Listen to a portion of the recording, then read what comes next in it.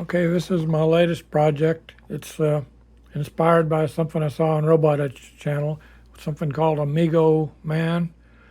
It was a little wind-up metal robot that had the features that it would travel for a while, turn, and then travel for a little while more. Stay in one spot, basically is what I'm saying. It also would open its mouth. It had swinging arms and swinging legs, which I really liked. So I decided to try to build something similar to that.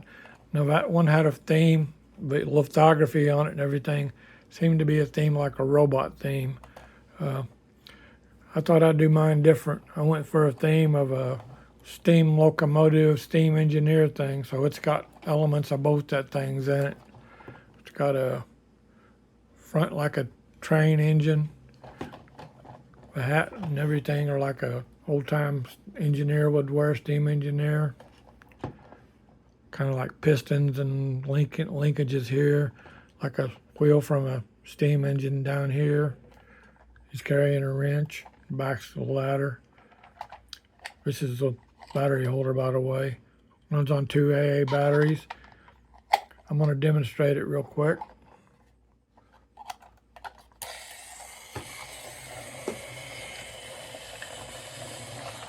You get it where it stays in 1-inch shot.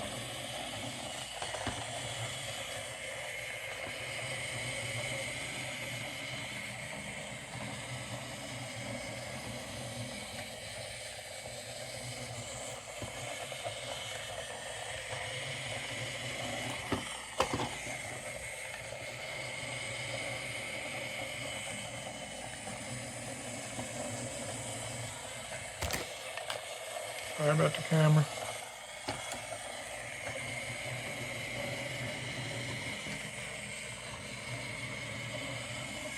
You can see it has the swinging arms and swinging legs motion, mouth opening and closing.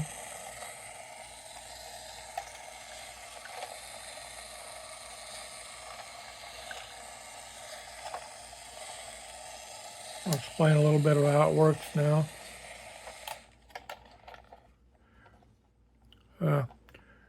The motion for making it,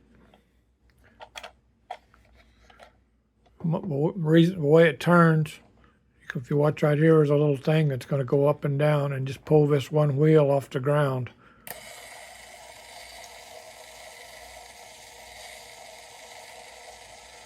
And when the wheel's off the ground, of course, it turns.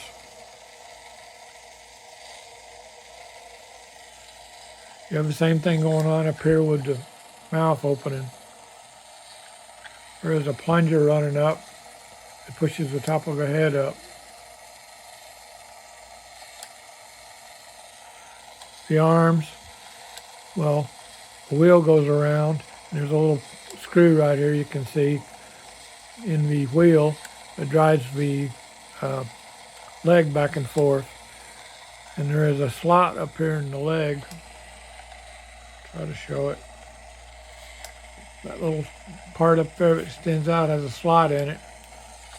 And this screw fits in that slot, which is what drives the arms back and forth. So there's all your motion right there.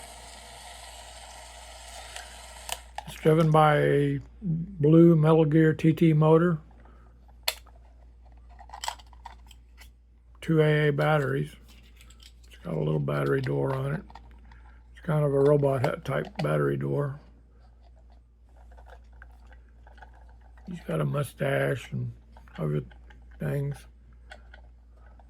The cap, this is just the black on the cap is just Sharpie that I ran along with little grooves in there because I didn't want to do a multicolor print on that.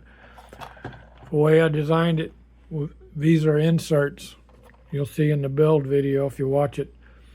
These are just flat pieces that go inside this cutouts in the main body. So this part, well, this part is an insert on both sides. This part right here is an insert, and in that part there are 3 parts. This was just done with layer changes, filament changes at layer to get the color change. This is just a separate part printed in black. So is this part here, the little headlight thing, and then the clear part is another separate part. These are all separate parts. The mustache and the nose. The colors on the arm and leg are just with filament changes at a layer height. So you print gray, then up to this point, and then you change the color to black. So these are proud of this part. The black parts are proud of the silver or gray parts, is what I'm trying to say. Similar down here. The black parts are proud of these silver or gray parts. I'm going to include in my files that I put on Thingiverse blanks for this insert, this insert, and well, the other side insert. So if anybody wanted to customize it, they could just take those out and take them into Tinkercad and do their thing with them. And you could glue them in yourself, and you could get your own design. Of course, the cap, however you want to design a cap, that's up to you. You could probably make a cap in Tinkercad because it just glues on separately. And you could do your own design. The door, you could probably change that too pretty easily. Well, all the files will be on Thingiverse and Printables and MakerWorld is the other one I'm trying to remember. Eventually, there'll be a 3MF Bamboo Lab Studio file that has the information in it to do the color changes, the filament changes at layer height. I'm pretty pleased with it. I think it came out pretty much like I wanted to when I started designing it.